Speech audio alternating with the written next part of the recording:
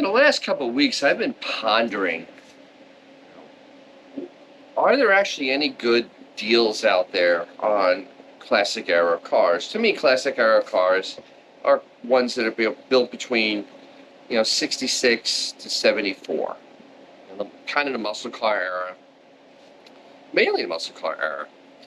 A lot of the recognized vehicles from this time period, like Chargers, GTXs,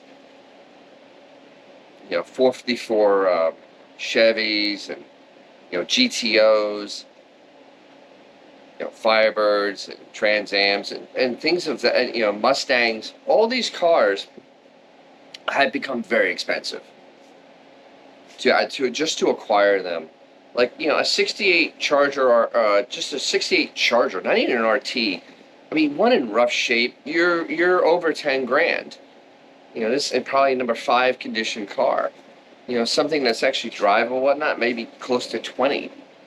That's a lot of money. I mean, and finished ones, you're talking 50, 60 and up for a 383 car. Even a 318 2-barrel finished, you're looking over $50,000 for a '68 Charger. I mean, it is very expensive to get one of those. So I sat down and I was like, there's got to be cars from there that were, kind of resemble their stablemates and still have that same vibe, but you can get into them a lot less. And I actually have come up with a list of 4 cars, and then of course there's a bonus one. You have to stay for that one. Now, my criteria for this assignment was, first, it has to be a 2-door car. Okay, it has to be muscle car, sporty in appearance. So no 4 doors. Convertibles are out because there's no such thing as a cheap convertible. Honestly, all convertibles are very expensive from that era. The second parts are shared with other stablemates from the manufacturer. So, General Motors with all its division, Ford with Ford and Mercury, Dodge, Plymouth. I'm not going to count AMC because AMC is AMC, and they're just very hard to get parts for. And it's a lot of body parts, a lot of interior parts, but also drivetrain, because that actually ends up making you can easily get drivetrain parts and fix, if you need to, things on the car. The third criteria is the parts are readily available and not above average cost. And what do I mean by that? Like, okay, on my Charger, these fenders, the fender right here, not available anywhere. 71, 72, nope, nobody reproduces them. They are $800 to $1,000 each for a good one, for one that does not need tons of body work. The one you can just bolt on your car and paint. That's not readily available, nor is it averagely priced, because usually it'd be a few $100s for a brand new fender. And that's what I'm kind of using that as a guideline, because I'm basically, it's the antithesis, and here's a spoiler: 71, 72 Chargers are not on this list. It's I know it's a spoiler, everybody must be shocked. And number 4, the acquisition cost for a number 2 condition car, and I'll explain this in a little bit, below $30,000 for a collector car market review. It's an online price guide. It's fairly accurate. I mean, nothing's going to be perfect, but it's a great guideline. And now, let me explain. I'm going to give price range from number 4 to number 2 condition. Number 1s are even above what my Charger is. A number 1 is almost something that's not driven. Of course, there's a lot of slack between number 2 and number 1s, just because you can have a car that's not perfect, but it's better than a number 2, because the underside was done, but the car's driven. So, I'm going to go through this. A number 2 is a very good car. I mean, it's like my Charger, maybe a little less than my Charger, but still, it's something you can actually just bring to a car show. and not have any type of issue. It's an extremely presentable vehicle showing minimal wear and very well restored vehicle. Runs and drives smooth and tight, needs no mechanical or cosmetic work. All areas, except for the chassis, have been fully detailed. Beautiful to look at, but clearly below number one. Okay. Number three is a good car. It's presentable inside and out with some signs of wear. Not detailed, but very clean. Body should be straight and solid with no apparent rust and absolutely no rust through anywhere. Shiny, attractive paint. Maybe you have evidence of minor fading or checking on imperfections. Runs and drive well. May need some minor mechanical cosmetic work, but is fully usable and enjoyable as is. So a really good driver. So like our 95 BMW. Because, I mean, that car has paint flaws and all in it, but I drove that car across country. That is a number 3 car. You can just use it, and it's really not terrible to look at. Of course, number 4 is fair.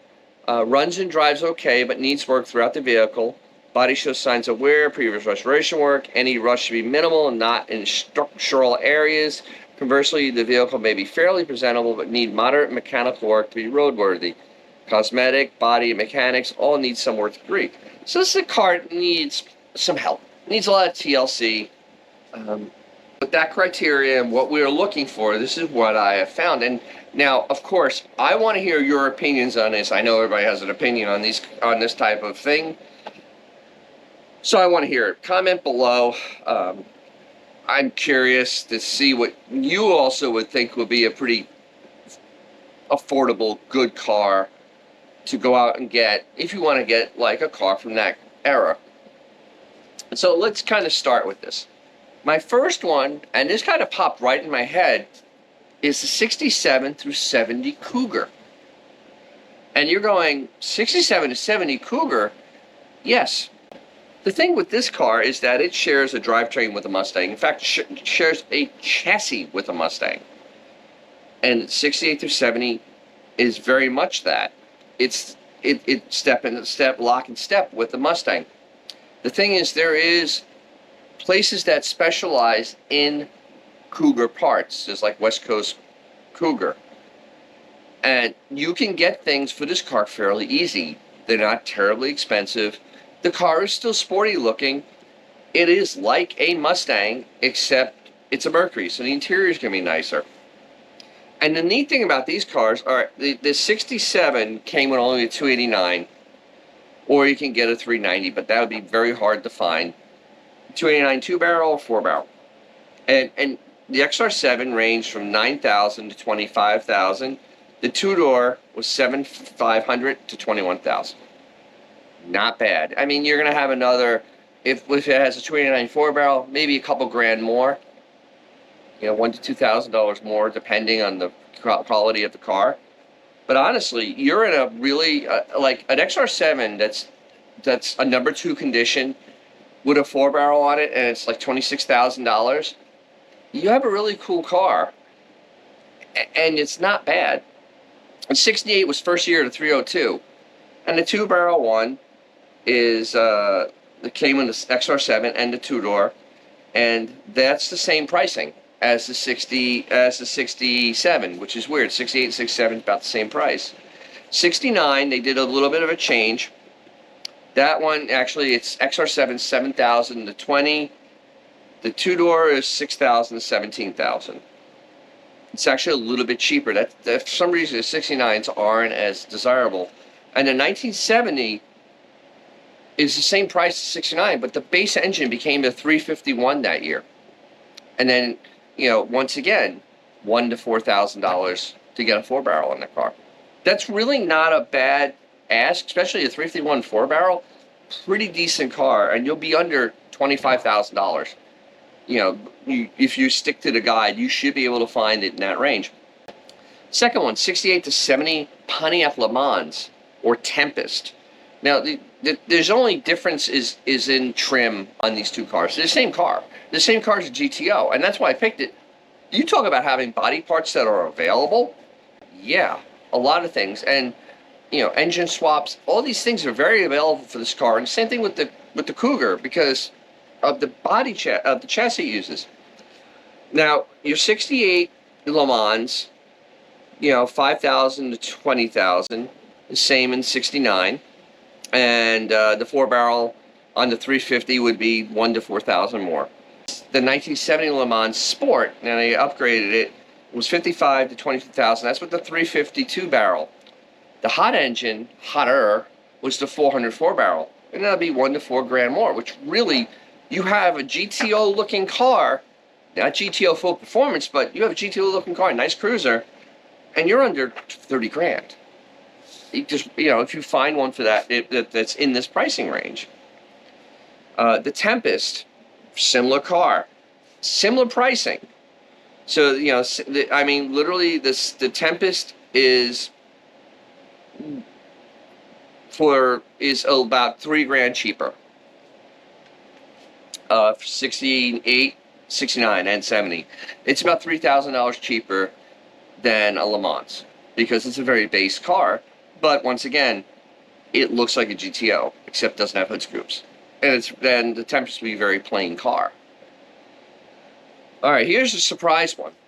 68 through 69 Oldsmobile 442. And you're going, Dennis, a 442? Yes, a 442. And I've actually seen these for sale. The 442 for 68 and 69, number 4 condition, 10,000. Number 2 condition, 29,000. Under $30,000 for 442. It's the only 442s that are under $30,000 in number 2 condition. And then a really neat one, and people don't think about this car, a 1970 or 71 Monte Carlo. The 70 is a 352 barrels base engine on this. 6,000 to 18,500. But you get a 4 barrel, $1,000 to $2,000 more according to Price Guide, or a 402 4 barrel for 2,000 to 6,000. I know the 402 isn't the greatest engine, but if somebody put, the thing is, this car can have a 383 stroker in it, and you should pay about that. But honestly, you have a car that looks kind of like a Chevelle, except a lot nicer appropriations on the inside of it. But it's like almost half the price. This car is a lot cheaper than a Chevelle. And it's just a nicer car. The 7071 is a really nice car. And body parts are very available. The drivetrain is extremely available. It's a Chevy. So now, here is my bonus. The bonus one, it's a Mopar, shockingly enough. And I had to look hard and long to figure out a Mopar that won't break the bank. Every Mopar will break your bank. If it needs engine work or needs body work, body panels, that's going to kill you. Because the stuff's just more expensive because it's not as available. And also, getting in on these cars, extremely expensive. But your 68 to 69 regular satellite, and they came optional with the 383 4-barrel, 330 horsepower. So basically it's the same engine as the Roadrunner and a Super B. You're looking at 8,000 to 25,000 for 68 and 69. So, honestly, you can find a really decent one probably in the upper teens. All these cars, I figure, a little less than the top number I give is a pretty decent car, a good driver.